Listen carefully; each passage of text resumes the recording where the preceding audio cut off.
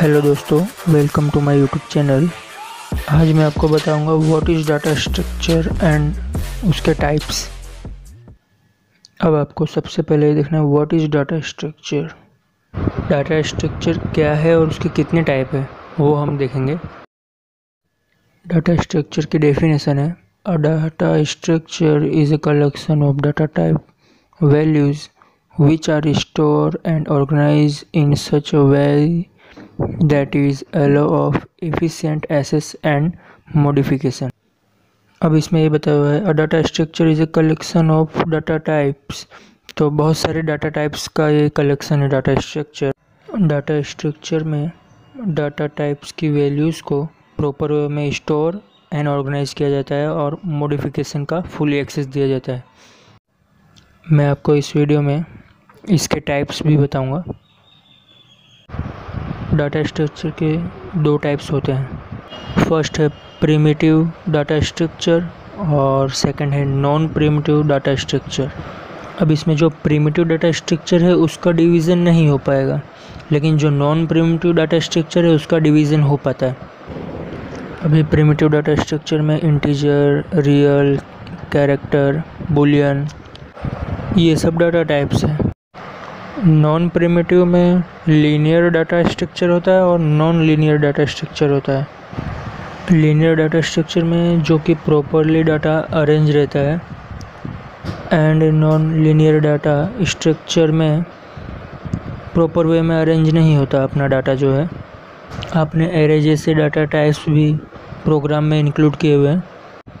As it is, array, linked list, stack and other data types भी होते हैं। आज हम फोकस करेंगे स्टैक्स पर। आप यहाँ पे देख सकते हैं जिस तरह ये लेयर 1 बाय 1 टॉप पर रहती है, उसी तरह डाटाज भी 1 बाय 1 कलेक्टेड रहते हैं। यह डाटाज लीनियर बेस पे 1 बाय 1 कलेक्टेड है और इसी तरह स्टैक भी होता है और उसके ऑपरेशंस होते हैं एंड एप्लीकेशंस होते हैं।